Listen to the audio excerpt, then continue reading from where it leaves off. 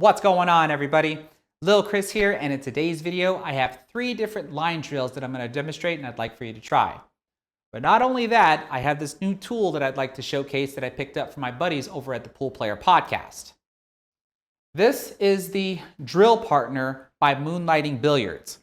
Now, hopefully you can see it is transparent, so I'm going to leave it here on the table so you can see it a little bit better.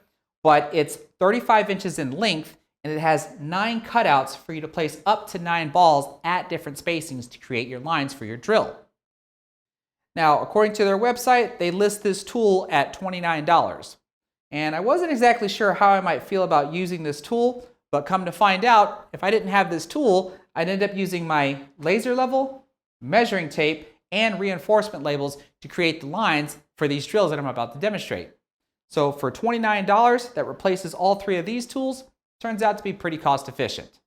So without further ado, let me demonstrate the drills. So for this first line drill, I've set up the drill partner along the foot string. And I have it to where the 5th position is on the foot spot, but I'm going to leave this position empty. I'm going to place each ball into their respective spot. Balls 1 through 4 will be on this side, while balls 5 through 8 will be on this side. And then once the balls are placed, all I have to do is just slide the drill partner back, and I now have a nice straight line of balls to perform this drill. Now, what I'm going to attempt to do with this drill is shoot balls 1 through 4 into this corner pocket, and then balls 5 through 8 into this corner pocket. And I want to shoot each ball in a similar fashion, and I don't want to disturb the other balls while I'm shooting.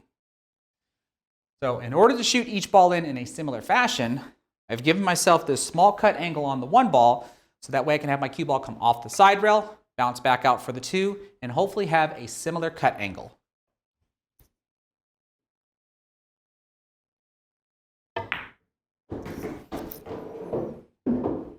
Okay, now let's try to do the same thing from the 2 to the 3.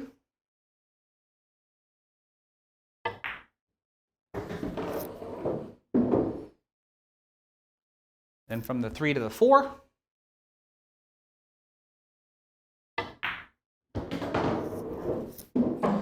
Now, when I transition from the 4 to the 5, I want to try to make sure I have a similar angle on the 5, like how I started with the 1 ball.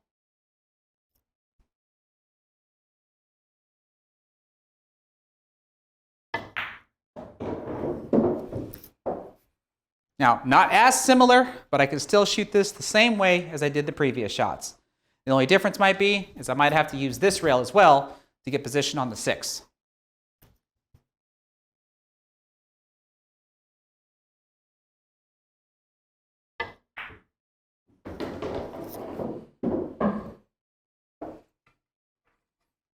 Do the same thing from the 6 to the 7.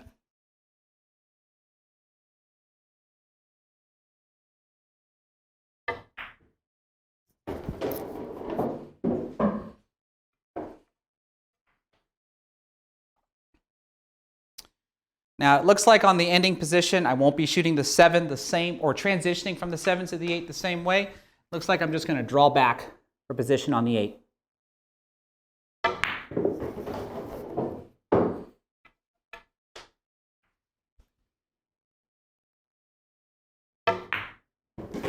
All right, so there you have it. I didn't quite stick to my plan by shooting each ball in a similar fashion, but if I want to try again, all I have to do is just slide the drill partner back in place, set the balls back up, and then give it another try. But with that in mind, let's see what other kind of drill I can do.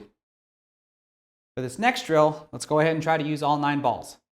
I have the drill partner lined up about 2.5 diamonds from the corner pocket along the side rail, and then 2.5 diamonds along the short rail. And I have it to where the 5th position is straight in line with the corner pocket.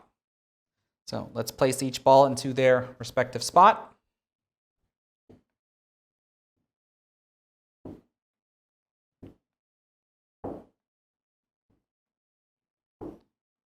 Slide this back, and we're ready to go. So what I'm going to attempt to do with this drill is shoot them in numerical order into the same corner pocket. I'm going to try not to disturb any other ball while I'm shooting. So just like before, I'm going to start on the 1 ball with a small cut angle so I can bounce off the side rail, get position on the 2 with a similar cut angle.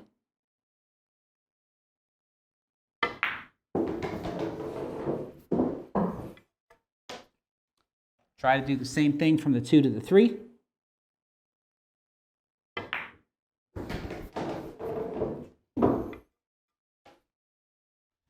And from the 3 to the 4.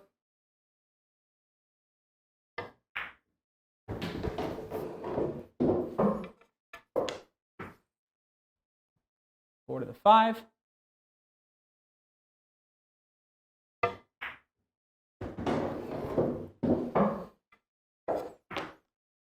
Getting a little harder as I get on this other side rail here. 5 to the 6.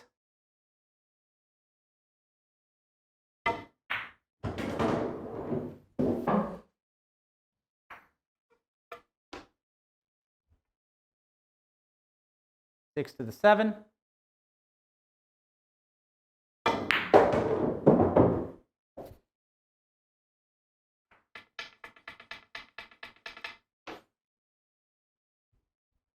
Seven to the 8.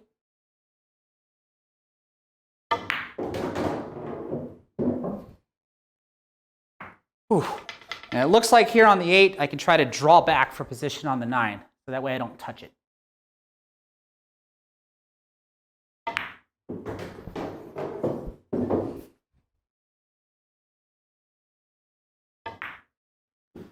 Whew. And that was a lot harder than it looked. So hopefully you can see, in order to be able to keep using the side rail to get position, you have to get on the, or what would be my left side of the shot line of each shot, because otherwise you run a serious risk of running into a ball. So now let's try to do one more drill. And for this last drill, let's try the L drill. So I've got the drill partner once again lined along the foot string to where the 6th position is on the foot spot, because I'm going to place balls 1 through 6 on this side of the L.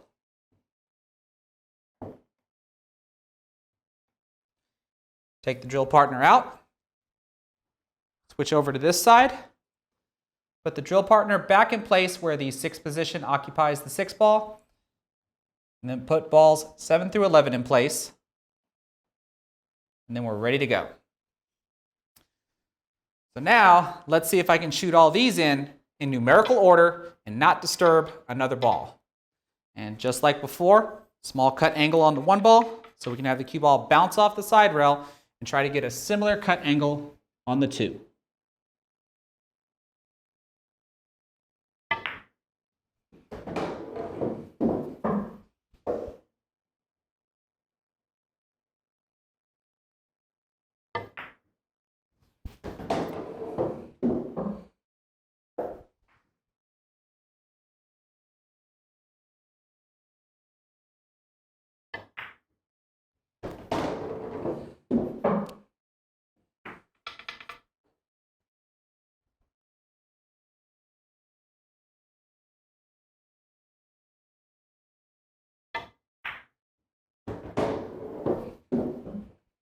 Okay, here's going to be the hard transition to get on the 6. So that way I can try to keep position as I go down the other side of the L.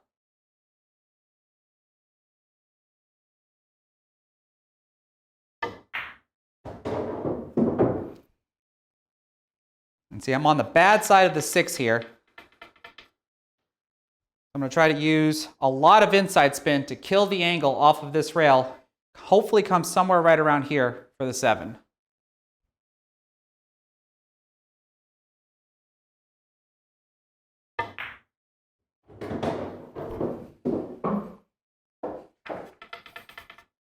Okay, now my cue ball will go to the short rail and come back out for the 8.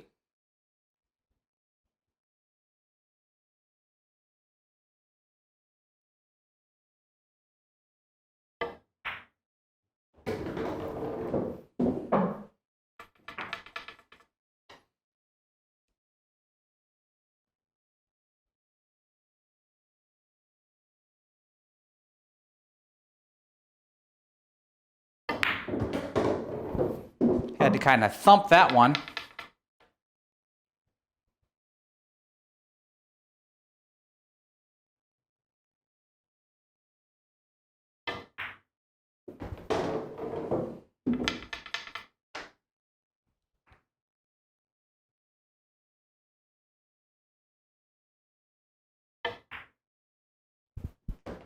Whew.